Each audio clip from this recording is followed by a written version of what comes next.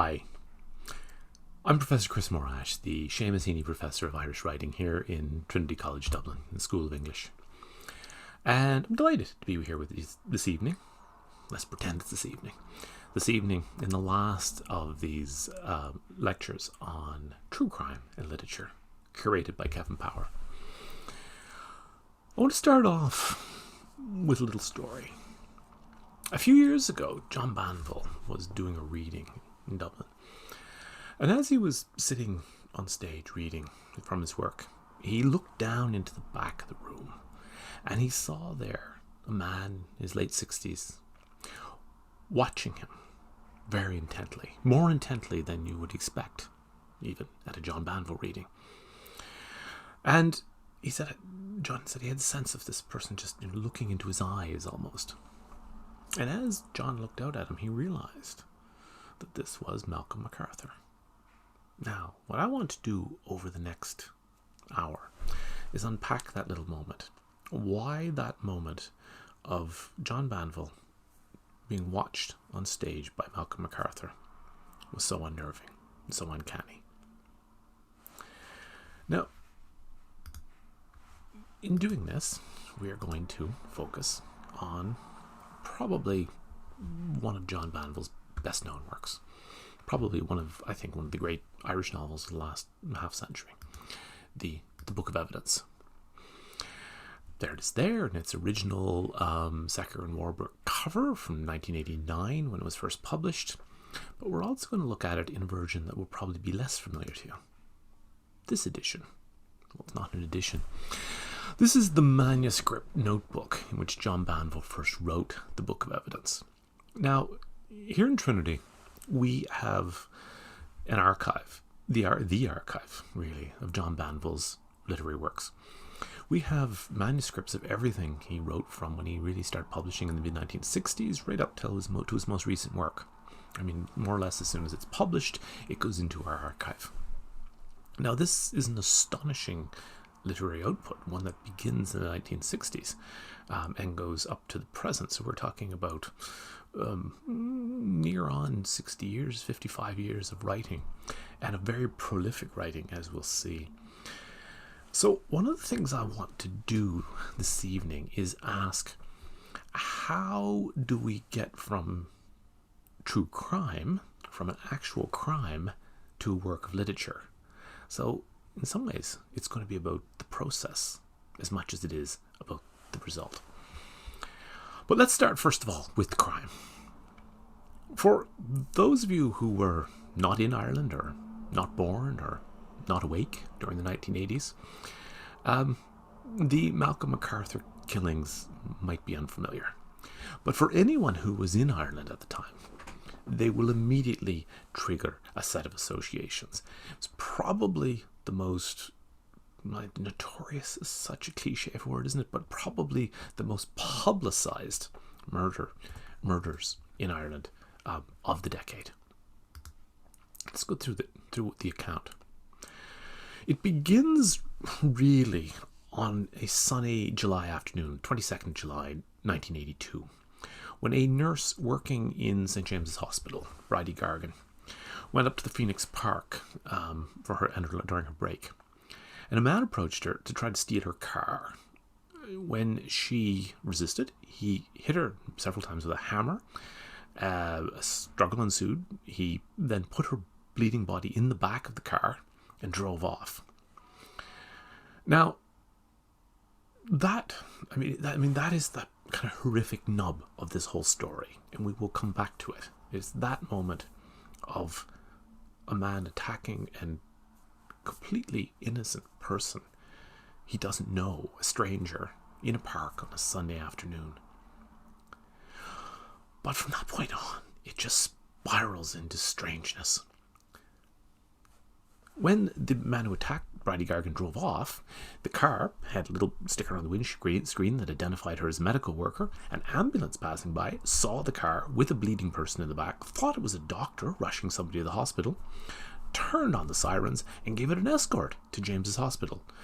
The driver of the car followed the ambulance to James's, but then drove right past the gate and drove off.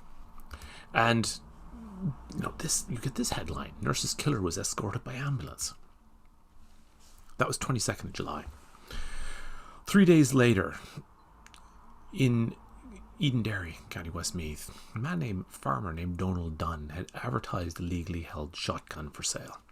And he had a response. And a man appeared, asked to see the gun, asked if he could test it. Donald Dunn took the man out to one of his fields. A shot was fired, and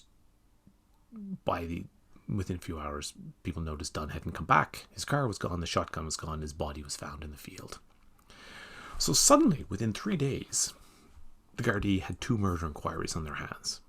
In fact, at this time, they actually had another 2 on their hands as well. There were 2 unrelated murders that also had happened within the same week. So there is a sense in Ireland of things spiraling out of control. And there is initially, when you go back over the newspaper reports, there's a sense the guards think all 4 of these killings are related. They quickly realised that no, in fact, 2 of them were related: Bridie Gargan's and Donald Dunn's. And it took until the 13th of August before a man was arrested. And that man was Malcolm MacArthur. Now, at this point, the story becomes stranger because people began to look into Malcolm MacArthur. Who was Malcolm MacArthur? Who was this person who was charged with 2 murders initially, charged with Bridie Gargan's, Donald Dunn's, also charged with an aggravated burglary in Killiney? And people began to look into his background. Malcolm MacArthur had grown up outside Trim in County Meath in a place called Breamount House. Now, I became particularly fascinated with this when I was researching this because I also live in County Meath, not too far from Trim. And in fact, Breamount House is within an ambitious walk of where I live. Today, it's a successful stud farm. But when MacArthur grew up, there was a big house, and there's a picture of it that appeared in the Irish Times, on extensive lands. I think it was around 140 acres. So MacArthur came from a fairly well-off background. He grew up in Trim, went to school in Trim. When he was 17, he went over to live with an uncle in California. So this would have been, he was born in 1946. So he went to California at age 17, early 60s, but 1963. He ended up attending university there. Actually went to Oregon State University, did a degree in economics. And then he came back to Ireland in the early 1970s. and returned home in 1974. And he stayed in the family home for a while, and around that time his father passed away.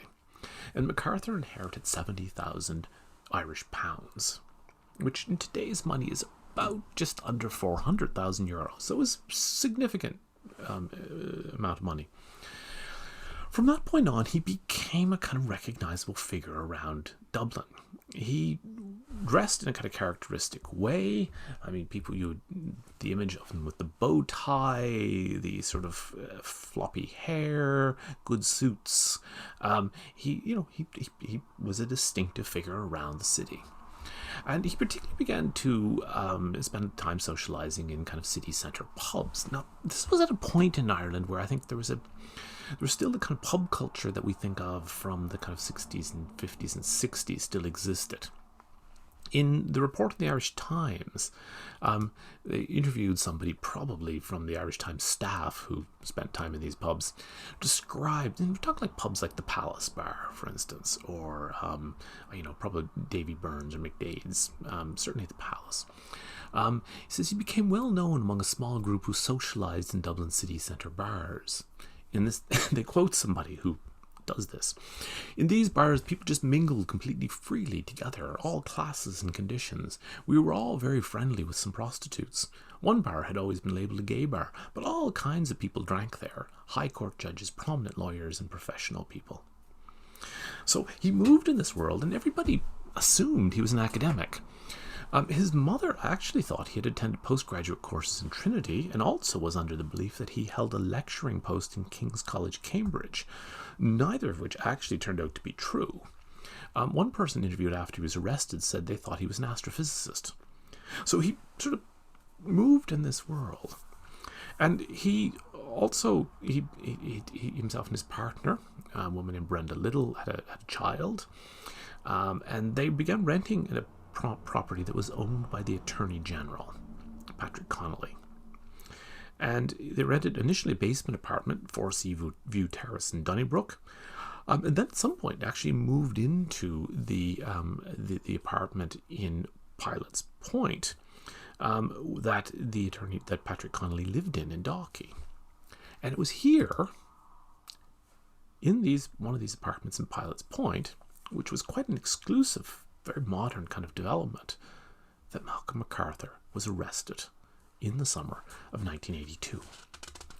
And you can imagine the response. Because Connolly had actually been there in the apartment with him after the murder. In fact, the two of them had gone to Croke Park together at one point, had watched the match from Connolly's seats as the Attorney General. Connolly became Attorney General in March 1982. During one of the matches in Croke Park that he attended with Connolly, they met the Garda Commissioner, Patrick McLaughlin, and had a conversation about the terrible murders that were happening in the country. He had gone there with Connolly in a state car with a Garda escort. He had also, at various points, talked to the Gardaí.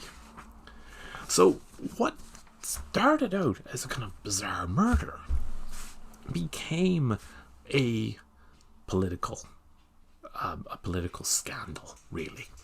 So when MacArthur was arrested on the 13th of August 1982, Connolly was actually in the US. He was just there on a visit. He was summoned home by the Taoiseach of the time, Charles J. Haughey, forthwith home. There was apparently a bit of kerfluffle at the airport in JFK where American officials thought he was fleeing something. No, I'm the Attorney General.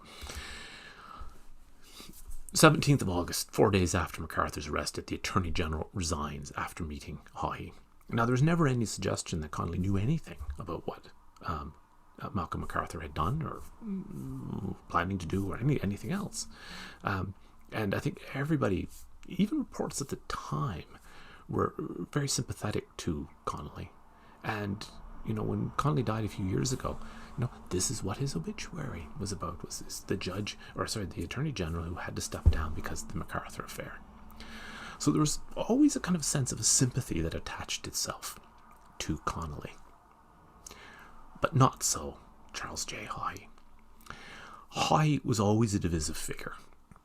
He was also known as a politician who had a sense that public servants were there to do his bidding, and always had a very nebulous sense of the separation of the, if you like, the elected representatives and the public service, including the Gardaí. So when MacArthur was arrested in Connolly's apartment, there was an immediate sense that somehow or other there was something going on. Now, this is a very troubled time in Irish history, modern Irish history. The economy was endemically bad. The immigration was high. It was a very angry time in Ireland. Layer on to that what seemed like the interminable conflict in Northern Ireland. And there was a sense that there was a kind of golden circle. And if you were part of that golden circle, you could get away with anything, including murder. And, this was fueled by Haughey's own lifestyle. It was a private island, the house in Concealy. How was that paid for on a politician's salary? So the outrage or surprise, if you like, that attached itself initially to Malcolm MacArthur being found in Patrick Connolly's house transferred into an outrage that directed itself against Haughey. And Haughey helped this along inadvertently. He held a famous press conference when he described the situation of Malcolm MacArthur being arrested in Patrick Connolly's house as grotesque, unbelievable, bizarre, unprecedented. Now, immediately, this brought a response from Malcolm MacArthur's defense team, which was led by one of the most able jurists of his generation, Paddy McEntee, with a junior counsel of Michael McDowell, who would later become Attorney General himself. And they immediately said, well, look, our client can't possibly get a fair trial because the Taoiseach has just labelled this situation as grotesque, unbelievable, bizarre, unbelievable, unprecedented. But these words stuck, and they stuck because one of the great Irish journalists, writers, public figures, Conor Cruise O'Brien, wrote a weekly column, a regular column in the Irish Times, and he wrote this, and it's become one of the classic pieces of Irish journalism, a piece called Unsafe at Any Speed. And, you know, I always am in a little bit awe of the way in which journalists who write columns in response to something can produce things of real literary value. This is one of these. He quotes Voltaire, Aristotle, makes references to Robespierre in the French Revolution, all in responding to something that had just happened. You've got to hand it to the man, said O'Brien. He is, now he's referring to Hoy, he is grotesque, unbelievable, bizarre, and unprecedented. It was not the adjectives themselves that were remarkable, but the spirit in which they were introduced by this, here choose your own adjective, Taoiseach of ours, at his surreal press conference. And that word surreal kind of captures the quality. And of course, the satirical magazine Phoenix immediately picks this up and produces Gubu. Grotesque, unbelievable, bizarre, and unprecedented. And it comes to be a term that really effectively defines the period. Now, immediately, the focus goes on to Hoy. Indecision by Hoy led to criticism. Then there's kind of defence from the Taoiseach's office. Taoiseach not told details at first, but every detail of the case has been forensically analysed. This kind of murky image on the right-hand screen, here's the hammer, the details of MacArthur's partner, his common-law wife, Brenda Little, and so on. She came from Finglas. Every little detail of MacArthur's life began to be analysed. And MacArthur himself became part of the locus for this anger. Here he is being brought to court, and crowd abuses MacArthur as he leaves court. His court appearances became kind of public events.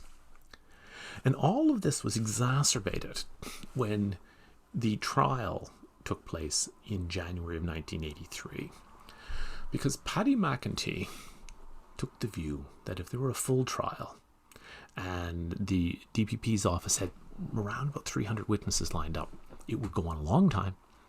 There would be a lot of gruesome detail. And MacArthur was going to get convicted in any case. They knew that.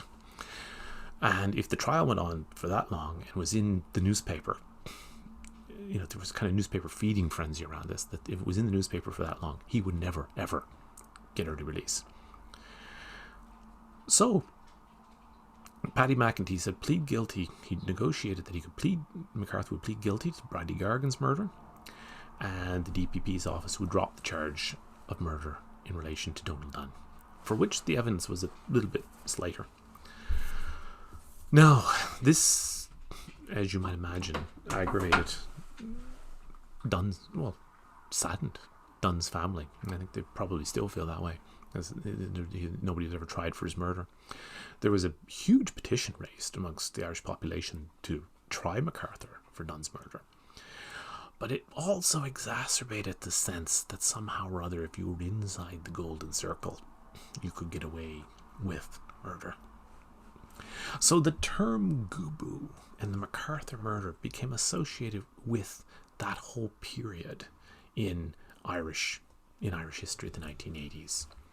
So when the diaries of somebody in the Department of Justice, Jim Kirby, were published a few years ago, the Irish Times referred to them as the Gubu Diaries. But all of this focuses around this one act committed by one individual, a murder.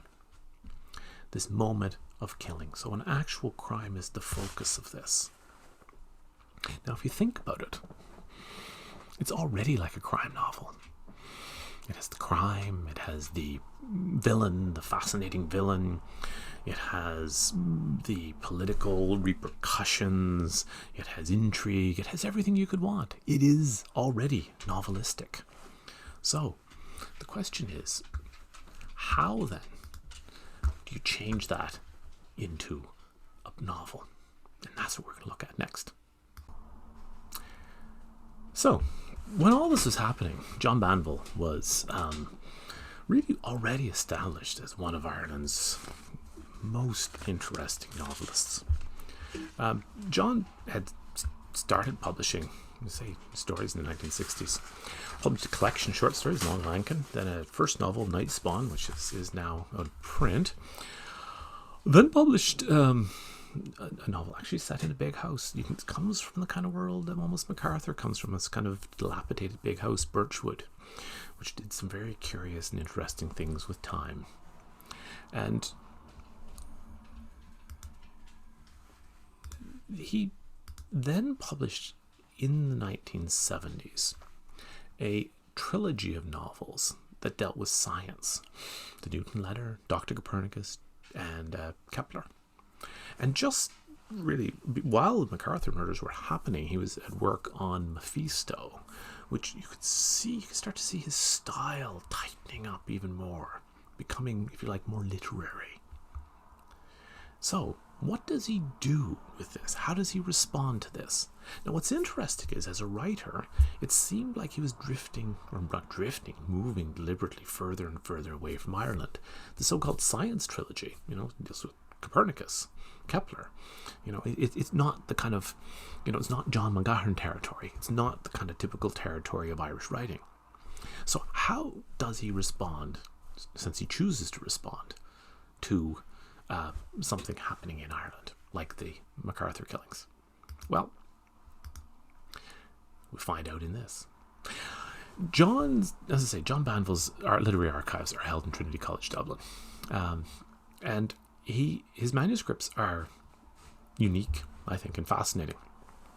A lot of writers' literary manuscripts, they take all different forms. You get the impression, say, with Seamus Heaney's papers, that Heaney kind of wrote wherever he got a chance. So you find, bits of paper stuck together and backs of things, and it's like the poem is there. Give me a piece of paper. I want to write this one down. Yeats, my God, I wish that man had a decent pair of glasses at various points in his life in the 1920s, because his handwriting is an absolute scrawl.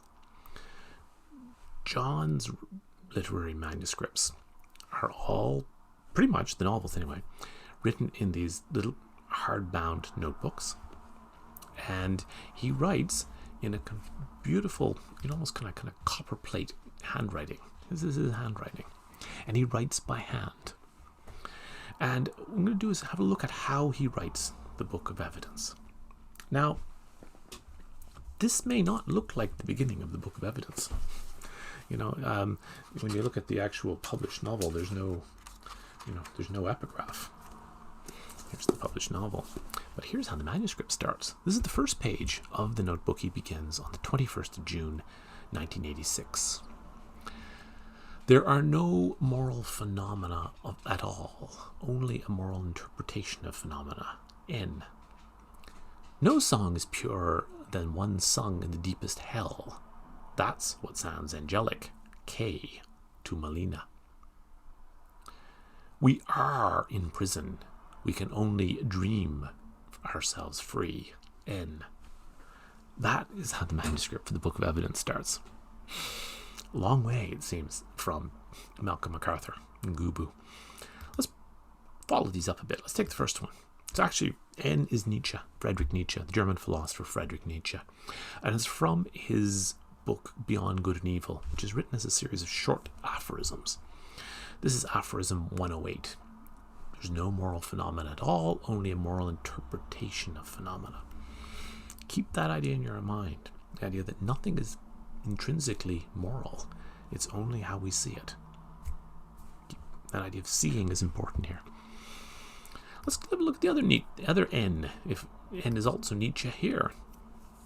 We are in prison, writes Nietzsche in Human All Too Human, section 38. This book is written in kind of chunks, little sections. That this knowledge cannot for very much longer be resisted is indicated by the despairing and incredible postures and contortions of those who assail it, who still continue to wrestle with it. And what about the middle one? No song is purer than the one sung in the deepest hell. That's what sounds angelic. K is, of course, Franz Kafka, the writer who made that letter K his own. None sing with purer voices than those dwelling in the profoundest hell. What we mistake for angels' songs is theirs. So what Banville is fascinated with is someone in hell. What does it mean to be in hell? What does it mean to be in prison? What does it mean to be in a world where you've gone beyond hope? We've almost gone beyond what it is to be human. And that's what all these writers are grappling with. It's what Nietzsche is grappling with. It's what Kafka grapples with. Think of his famous short story Metamorphosis, of a man who wakes up as a giant beetle. And these kinds of things are what John Banville starts with. Here's another page from the notebook. This is still dated 21st June 1986. Let's look at this passage down here. Let's blow this up. He writes this: "But in moments of stillness, as if a great sadness, a great fear had fallen, some appalled realization of their lot. Our lot, I suppose. I must learn to say our." See him starting to develop the voice of the narrator, which is one of the key parts of the way the Book of Evidence works. And then note to himself, description of hell. Milton, of course, Paradise Lost. Dante, of course, the Inferno. And then Naimandrosa. Naimandrosa, which is what? Let's have a look at that. It's a collection of poems by the poet Paul Celan. Paul Celan, of course, parents both died in concentration camps. Celan himself spent time in a work camp during World War II. All of his work, in some way or other, focuses or revolves around that experience of the concentration camps. And he's someone who fascinates Banville. Banville actually wrote a short play, not a lot of people know, called Conversations in the Mountains. Conversation in the Mountains, in which Celan meets the philosopher Martin Heidegger. So this is the way he's thinking. Let's have a look at a bit more of the manuscript. "Oh God, oh Christ, someone release me from this place." "Oh, no one." And then this is from Naimandrosa. And then he has a line here from the poet Rilke. "Oh Leben, Leben, draußen sein." Oh life, to be outside of life. And then he's starting to look for the voice of his character, my patron saint, Saint Friedrich. Remember, the narrator of the Book of Evidence is called Freddie, right? Freddie Montgomery, Friedrich. So there's how Nietzsche makes his way into the novel. And from that point, Nietzsche makes his way out of the novel. But I'm going to come back to this, because these kinds of ideas, what does it mean to have reached to plumb to such a depth of human experience that you almost come out the other side, become something other than human. In some ways, maybe that's why crime fascinates us, isn't it? But he starts to do more what we might think is more practical work in terms of getting a novel written. Here's a passage. "My lord, when you ask me to tell the court in my own words, this is what I shall say. I am kept here like some exotic creature, last of a species they thought extinct. I am surprised they do not bring parties of school children to view me, svelte and dangerous girl-eater." Then you see him playing around with, or looking at what different forms look like. "My lord," "Your Honor," "Your Worship." He's just trying to get the voice right. So then, when we get to this page in the notebook, he's got a title, The Book of Evidence. And at that point, you start to see Banville writing relatively quickly. Well, not quickly. He claims he writes about a sentence or two a day sometimes. But what's fascinating is that when he writes very closely, often by hand, to what is going to be in the book. So you can see him kind of sitting on all these ideas, this mixture of Nietzsche, Celan, Kafka, percolating all these ideas, trying out a voice. Who's going to tell this story? And then, bang, 21st of October, 1986, big one at the top of the page. "My lord, when you ask me to tell the court in my own words, this is what I shall say. I am kept locked up here like some exotic wild thing, the last survivor of a species they thought extinct. I'm surprised they do not bring parties of school children to view me, svelte and dangerous, padding back and forth behind the bars. My terrible glare, the girl-eater in my cage. And then he's playing around with this "my terrible glare flickering past the bars." And when you go to the published version of the book, here's what you find. "My lord, when you ask me to tell the court my own words, this is what I shall say. I am locked up here like some exotic animal, last survivor of a species they had thought extinct. They should let people in to view me. The school children are gone. The girl eater svelte and dangerous. Certain words svelte, dangerous he wants, padding to and fro in my cage." What we have in the notebook is actually very, very close to the way the novel starts. And two things here that I want you to keep in mind. First of all, the voice. It's like he plays around for a little bit in June and over the summer of 1986 to get that voice. Once he has the voice just starts to talk. The second thing is, the first thing the voice talks about is being watched, of being in a cage and being viewed like some kind of public exhibit. Now, I'm going to come back to that because I think that is crucial to the way the novel works. Let's carry on. Now, in the Book of Evidence, we start off with the character of Freddie Montgomery in jail and reflecting on the experience of being in jail. And then he starts to tell the story of how he ended up there.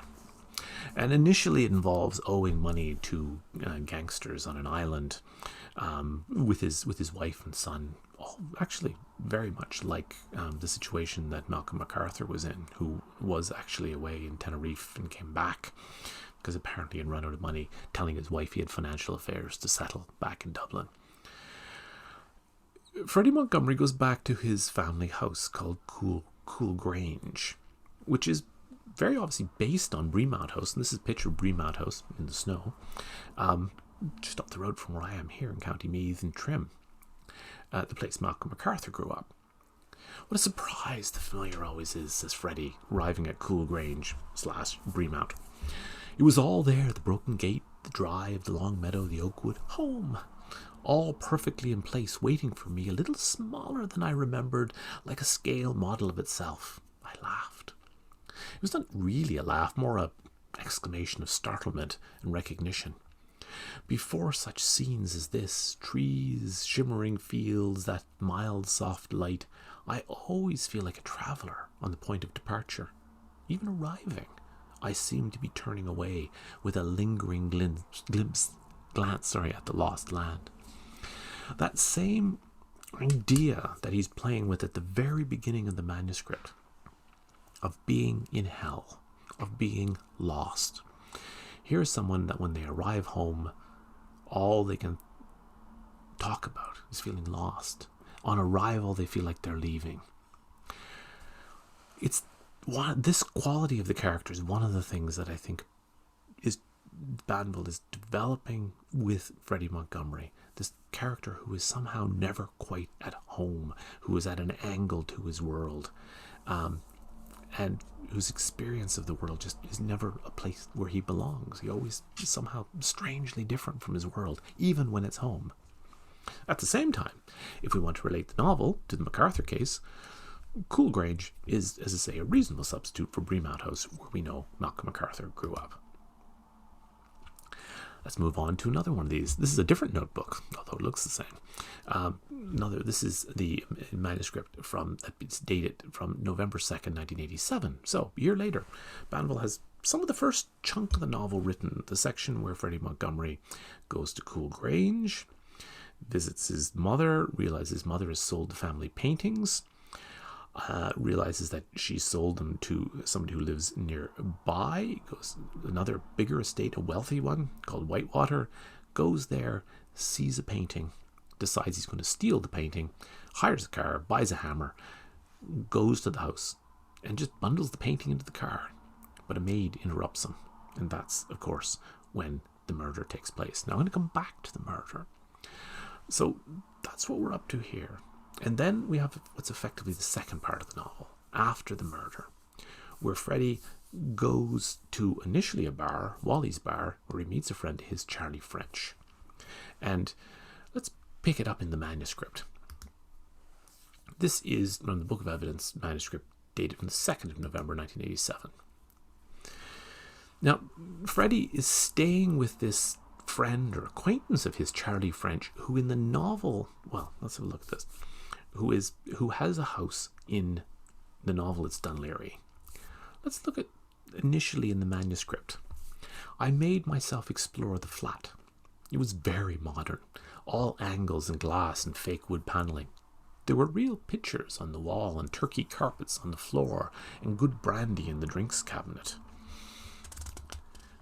Now, in the Book of Evidence, all this changes completely. In the actual published novel, the house that Charlie French owns is described like this. I explored the house. You can see how the one paragraph becomes the other. I had never been here before. It was a great gaunt, shadowy place with dark drapes and big brown furniture and bald spots on the carpet. It was not exactly dirty, but there was a sense of staleness. And he goes on to describe the bathroom. And in fact, the passage above in the modern apartment, he also describes the bathroom as being shiny and this kind of pristine place. The bathroom was on the first floor return. Now, the apartments in Pilot View do not have first floor returns. That kind of turn in the stairs you get in, say, Georgian houses. A sort of wooden lean-to with a gas geyser. Certainly doesn't have that either. And a gigantic claw-footed bath. Unlikely. So he starts off basically writing the story based on the details of the MacArthur case. And the bar, we could go into the bar section where he meets Charlie French. The bar is exactly the way that bar is described in the Irish Times piece I read you earlier. One of those Dublin bars that it could be a gay bar, but it's not really a gay bar. It has gay clientele. It also has Charlie French, the art dealer. It has Freddie Montgomery. It has various legal people. It has journalists.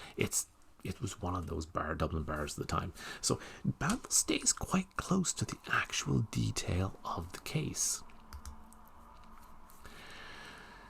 In the original draft, he describes Charlie as being entirely out of place in this flat, with its windows and its sea vistas and its grey carpets and its awful furnishings. We were one of a kind, Charlie and I. We did not belong in such places. We were men of the old world, of leather furniture and cut glass tumblers and the rest. Now, the other thing that changes quite dramatically in the manuscript, and we see, I suppose what I'm suggesting here is that what Banville does is starts more or less writing the story of the Montgomery case and just keeps moving it further away from that by little degrees. In the original manuscript of the Book of Evidence, Charlie French is actually possibly the Attorney General and certainly an official in the government. Here's the passage. He was telling me an involved story about some crisis or other in the government, something to do with the recent bombing in the city. Internment was being considered a prospect which had caused... Now, I'm just going to read this as if in sequence because you can see Banville trying different sentence structures. A prospect which had brought cries of protest from the rednecks in the cabinet and even the odd mutter of resignation. Of course, he said, you can imagine what it's like for me, the token prod. I nodded sagely. I had no idea what it might be like. Now, here, Charlie certainly works for the government, and in fact, what he's describing sounds very much like the kind of work the Attorney General does. He goes on, in a way that's not altogether kind. I could picture him creeping about, shuffling papers behind ministers' chairs with his pile of documents clutched to his breast, a familiar old ghost who is not noticed enough to be excluded from the delicate deliberations. Ooh. But what he's describing here is exactly a senior civil servant. Now, in the novel, when it's published version, Charlie French isn't a civil servant at all. He's a picture dealer. He's an art dealer. Now, why is that significant? Because what Banville is slowly doing as he drafts the Book of Evidence is pivoting the novel away from the detail of the MacArthur case towards being something that has at its core art. Pictures, a painting, but art and the idea of art. Now, the political aspect, though, let's just stick with that for a moment, stays in there and gets kind of filtered through in an interesting way. There are just interesting little things in the manuscript. I noticed this scrawled at the top of one of the pages. Now is the time for all good men to come to the aid of the party. That sounds like Charlie Haughey. And the sense that also that Charlie French is actually an innocent party in all this, which was very much the sense with Patrick Connolly, is maintained in the novel. People think me heartless, but I'm not. I have much sympathy. This is the published version. For Charlie French. I caused him great distress, no doubt of that. I humiliated him before the world. What pain it must have been for a man such as Charlie. He behaved very well about it. He was my friend. Such a simple phrase, and how affecting. I don't think I've ever used it before. So this is Freddie Montgomery talking about his friend Charlie French. What Banville does is actually something kind of mischievous. In that Charlie, in the novel, Charlie, and this is the published version, Charlie has a drinks party to whom he invites someone very important. Now, we're never told who exactly he is, but the impression is that he's the Taoiseach. And in fact, Freddie is staying at this house, and suddenly all these police cars pull up, and he thinks, okay, this is it, they've caught me. No, it's only the police escort for this very important person, Max. Here's a description of Max. And of course, Freddie is there. Charlie and Max and Mrs. Max were standing at one of the windows admiring the view, while the others bobbed and clucked and tried not to stare too openly in their direction. He, as Max, had a raw, scrubbed look to him, as if he had been exposed to some far rougher form of light and weather than the others in the room had ever known. Now, Banville's doing something kind of clever. Well, clever is the wrong word. He's doing something mischievous here. This is quite clearly Charlie High, but he doesn't call him Charlie. But the other character, the Patrick Connolly character, is called Charlie. So you have these paragraphs which are about Charlie, or the word Charlie, the name Charlie keeps popping up. But the Charlie that's being referred to is really the character called Max. So it's this kind of quite subtle thing going on, but not subtle at all in some ways, but I think quite funny. And there's a description of Max, which is purely Charlie High. His movements too, the way he held himself, the slow, deliberate way he turned his glance. And if you're not familiar with Charlie High, after this, Google some footage of him. The slow, deliberate way he turned his glance or lifted his hand to his brow, all these bore a unique stamp, a kind of theatrical awareness. His voice was slow and guttural, and he had a violent manner of speaking that was impressive and even, in an odd way, seductive. It was the voice of a man moving inexorably through a forest of small obstacles. I imagined him carelessly crunching small things underfoot, flowers or snails, and the insteps of his enemies. That sounds like Charlie High, all right. But this is Max. Right. So the political aspect of the novel is still there. So too, of course, is the way in which the case itself actually plays through. This is from the published version of the Book of Evidence. This is Freddie toward the end of the novel. I've had a shock. He's in the prison at this point. My counsel has been to see me today, bringing an extraordinary piece of news. I usually enjoy our little conferences. Today I saw straight away he was in a state about something. He was so mournful and ill at ease, shifting on his big backside on the prison chair and looking everywhere except at me, that I could hardly keep from laughing. I pricked up my ears, though, when he started to mutter something about the possibility of my making a guilty plea. And you remember, MacArthur pleaded guilty to the killing of Bridie Gargan, and the DPP didn't proceed with the charges relating to Donald Dunn. So the same thing happens here. But what it means for the novel is that this book of evidence that begins, my lord, with Freddie Montgomery telling his story, is never entered into evidence. And at the end, it's like, even the detective doesn't want to know about it. So it's as if Banville's novel becomes that testimony, or a version of it, that was never entered into court. Now, let's focus in on the moment of the killing, of the murder, because it's a powerful passage in the novel. This is Freddie Montgomery killing the maid from the house where the painting is, Josie Bell, who has followed him out to the car and basically told him to put the painting back, please. And then she tries to take it away, trying to stop him, and he attacks her. I had the hammer in my hand. Don't, she said. She was crouched as before, with her arms bent and her back pressed into the corner. I could not speak. I was filled with a kind of wonder. I had never felt another's presence so immediately, with such raw force. I saw her now, really saw her. Look at that. Saw her, really saw her, for the first time. Her mousy hair and bad skin, that bruised look around her eyes. She was quite ordinary, and yet, somehow, I don't know, radiant. She cleared her throat and sat up and detached the strand of hair that had caught at the corner of her mouth. You must let me go, she said, or you will be in trouble. It's not easy to wield a hammer in a motor car. When I struck her the first time, I expected to feel the sharp, clean smack of steel on bone, but it was more like hitting clay or hard putty. And that is a gruesome account of a murder. But the key thing here is the eyes. He focuses on her eyes, and somehow when he looks at her, says she seemed somehow radiant. Now, what has just happened is he's just stolen a painting. Now, this isn't the actual painting. Banville makes up the painting. This is a Rembrandt, a portrait of a lady with glove. So it's fairly close to the painting he describes. And this is Freddy encountering the painting for the first time. I stood there staring for what seemed a long time, and gradually a kind of embarrassment took hold of me, a hot, shamefaced awareness of myself, as if somehow I, this soiled sack of flesh, were the one who were being scrutinized with careful, cold attention. It was not just the woman's painted stare that watched me.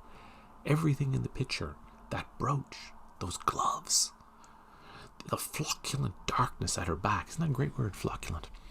Every spot on the canvas was an eye fixed on me unblinkingly. If, at the moment Josie Bell is killed, Freddy has this sense that he is fully seeing her for the first time. This moment here, when he looks at the painting, is almost like that reversed. It's like the painting is seeing him. And this is what obsesses him, maddens him. And this is when he goes back to take the painting. There's something in the way the woman regards me, the querulous, mute insistence of her eyes, which I can neither escape nor assuage. I squirm in the grasp of her gaze. What a great sentence. We are now getting to the hell. This is the hell that Freddy lives in. I can neither escape nor assuage her eyes. I squirm in the grasp of her gaze. She requires of me some great effort, some tremendous feat of scrutiny and attention of which I do not think I am capable. It is as if she were asking me to let her live. She. There is no she, of course. There's only an organization of shapes and colors. Now, here I think is the pivotal moment of the book. And this is the point at which Banville pivots away from the actual crime. I think this book is, in some ways, he takes the situation of a person who is in prison, and in prison is hell. It is as low, the lowest point to which a human being can reach, to the point at which they almost become inhuman. And the fact of Freddy feeling that he is being seen by the art, just as, remember, at the beginning of the novel, he thinks of himself as being like an animal in a cage being watched, in the original manuscript, by parties of school children, people coming to see him. He is a spectacle. He is seen. It's almost as if he no longer exists. He's only there to be seen. But that, of course, is precisely what a work of art is. Something that is just there to be seen. And the murder victim also is just seen. She no longer has a human personality, a person. She's just seen by Freddy when he kills her. But then something happens that takes this already hellish situation and twists it one more notch. This is a passage in the manuscript where Banville is much more, you can see it crossed out and he's working through it, where Freddy is actually turning the tables on himself, where he is not just seeing Josie Bell as somebody who's there in front of him and could be hit with a hammer. He suddenly sees her as a person. He sees her in a moral way.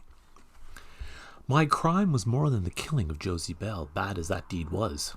And I'm just going to read through how, because the kind of torturous way the writing is here, in terms of drafting, all the various bits left in, gives you a sense of how difficult it is to say what he wants to say. In killing Josie Bell, I had killed a whole complex of memories and feelings and possibilities. I mean, there is no more moral account of the crime of murder than this. In killing Josie Bell, I had killed a whole complex of memories and feelings and possibilities. I had killed part of the world. Remember Nietzsche?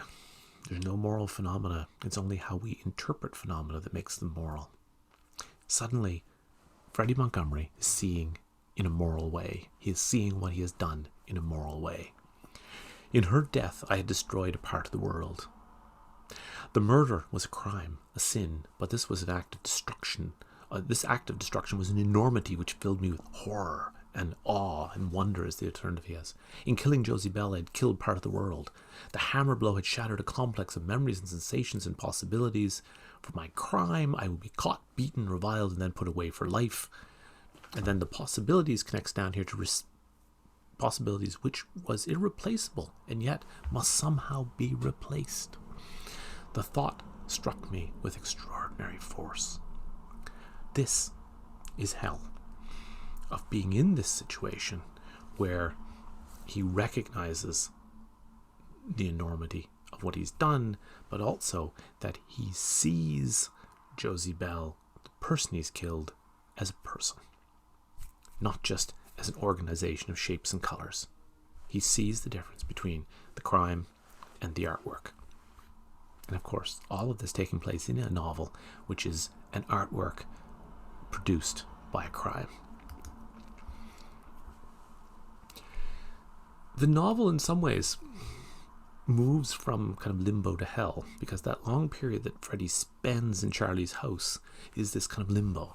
Here it is from the manuscript. I think that week I spent at Charlie's flat was the strangest time of my life. Stranger even than my first days here. I felt, with all that glass around me and the glistening marine light, as if I was suspended in a sealed flask, cut off from everything. Time had been split in two. There was clock time, leaden slowness, and there was that ceaseless wild race inside me. And a version of this ends up in the novel. That sense of time having ruptured and being in the prison and being in this place that is hell. But hell in a way that also allows us to think about its opposite, about art, as a dream. And here's where we started with manuscripts. There are no moral phenomena at all, only moral interpretations of phenomena. And once that moral interpretation comes in, Freddy's world gets reversed. No song is purer than the one sung from the deepest hell. That's what sounds angelic, says Kafka. This is Freddy writing from the deepest hell. We are in prison. We can only dream ourselves free. And the hell for Freddy is he can't. He's trapped. He's trapped in this world where he cannot dream himself out of it. And we're into deep waters here, but this is what this work is about. It's a novel that is based on a real murder, on a real crime, that is also a reflection on what happens when a crime becomes an artwork. And before we go, I just want to take us through a quick epilogue. What happens after?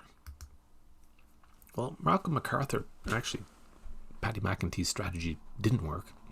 He came up for parole review in 2003. It was refused again in 2004. He's finally released on September 12th, 2012. And there he is today, looking like the rest of us, wearing a mask. And you can see the Sun headline. Banville continues to develop the Freddie Montgomery character, and if the Freddie Montgomery character in the Book of Evidence is like a Rembrandt portrait, he becomes almost like a kind of Picasso portrait in Ghosts, and later in Athena becomes a character called Little God on in Ghosts.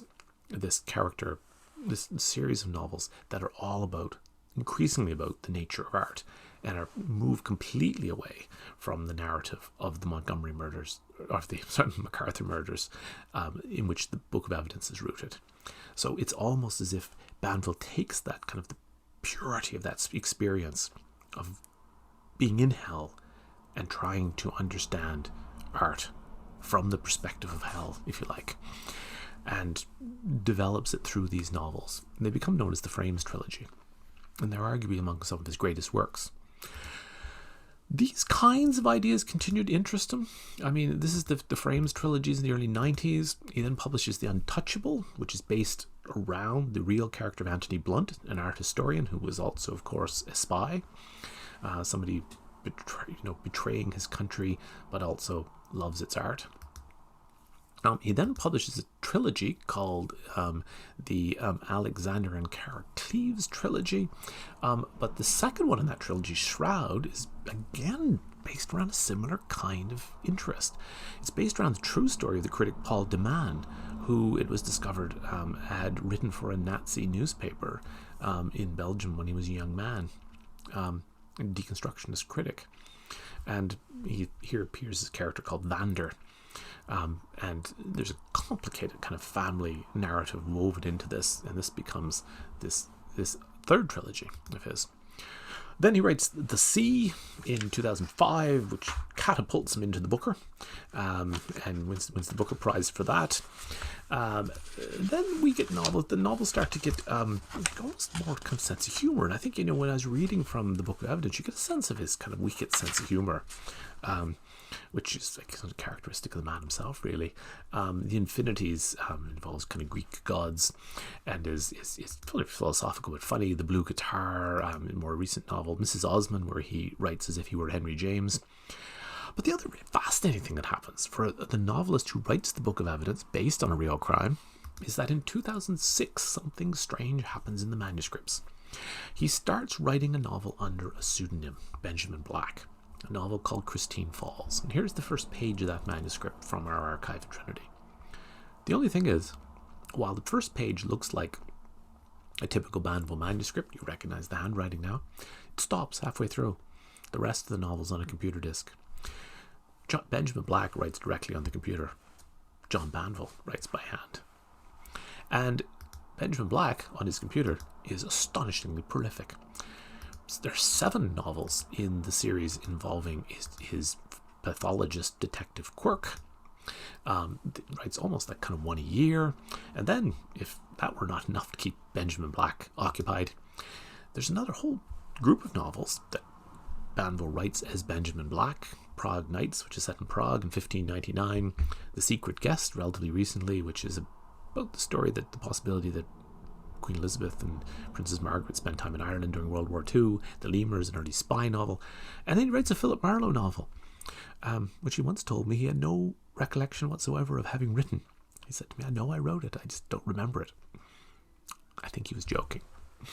Possibly not. And then, just to round it all up, the strangest thing has happened just in the last few months, where a new crime series has been initiated, a St. John Strafford series. The first one's which called Snow, but it's not written by Benjamin Black. It's written by John Banville. And you kind of wonder if this John Banville, the one who had spent time with Benjamin Black, had been around in 1986, would the Book of Evidence have been a very different book? Would it have been the story of the crime, the investigation, or would it have been the novel that we have? I'll leave you with that one to think about. Before we go, just some thanks. First of all, trying to do manuscript research during a pandemic can only happen when you have great colleagues like Laura Shanahan and Ellen O'Flaherty and all the staff in the manuscripts room in Trinity. Thanks, folks, for the images. That's what made this work. And John, thank you for permission to use the manuscripts in the lecture. Generous as always. Thanks. I hope you've enjoyed this. This has been a pleasure for me, and I will leave it there.